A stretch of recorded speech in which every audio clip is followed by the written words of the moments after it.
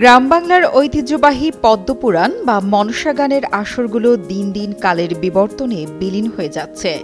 একসময় পদ্মপুরাণ বা মনসা গানের ব্যাপক দর্শকপ্রিয়তা ছিল।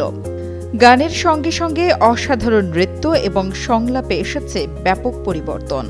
মা মনসা ও নাগের জন্ম, দেবতার তুষ্টি, স্বামী ভক্তি আর ভালোবাসার কাহিনী হল আবহমান বাংলার চিরায়ত ঐতিহ্য। জানা গেছে, সাধারণত মানুষের মনোবাসনা পূরণের জন্যই এ গানের আয়োজন করা হয়ে থাকে। তারই ধারাবাহিকতায় নাটোরের বাগাতিপাড়া উপজেলার পৌর এলাকার নওশেরা গ্রামের নিমাইচন্দ্র প্রাচীন ঐতিহ্যকে ধরে রাখতে এবং তার মনোবাসনা পূরণের আশায় নিজ বাড়িতে ৭ দিনব্যাপী এ অনুষ্ঠানের আয়োজন করে। এতে মোট ১১ থেকে ১২ জন শিল্পী পদ্মপুরাণ গান ও গীতিনাট্য পরিবেশন করেছেন।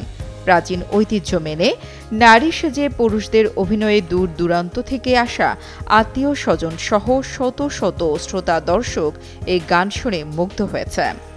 এটা বিলীন হয়ে যাচ্ছিল, কিন্তু আমরা চাচ্ছি যে সবার মাঝে এটা যেন থেকে যায় সারা জীবন, সবার মনে আনন্দ দিয়ে থাকতে পারি।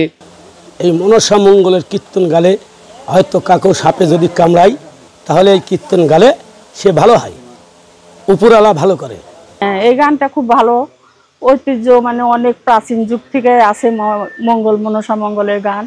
তো এখানে হয়, আমাদের গ্রামে মাঝে মাঝে হয়, এবারে ওবারে হয়, আমরা দেখি, সবাই ভালো লাগে। সব মশার বিরুদ্ধে সুরক্ষা দিতে এলো বসুন্ধরা এক্সট্রিম অ্যারোসল, মশার বিরুদ্ধে এক্সট্রিম সুরক্ষা।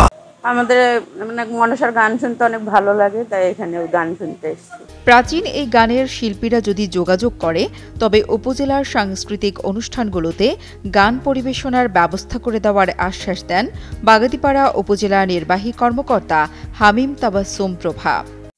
আচ্ছা, আমি জানতে পেরেছি যে আমাদের বাগাতিপাড়া উপজেলায় পদ্মপুরাণ বা মনসা মঙ্গল যে পালা গানের মতো আছে, ওনারা এই বিষয়গুলো চর্চা করেন এবং ওনারা বহুদিন ধরে পূর্বপুরুষের কাছ থেকে এই জিনিসটি শিখেছেন এবং ওনারা এগুলো চর্চা করে যাচ্ছেন এবং ওনারা বাগাতিপাড়া উপজেলায় এই বিষয়টি চর্চা করার জন্য আরও অধিকতর সুযোগ চাচ্ছেন।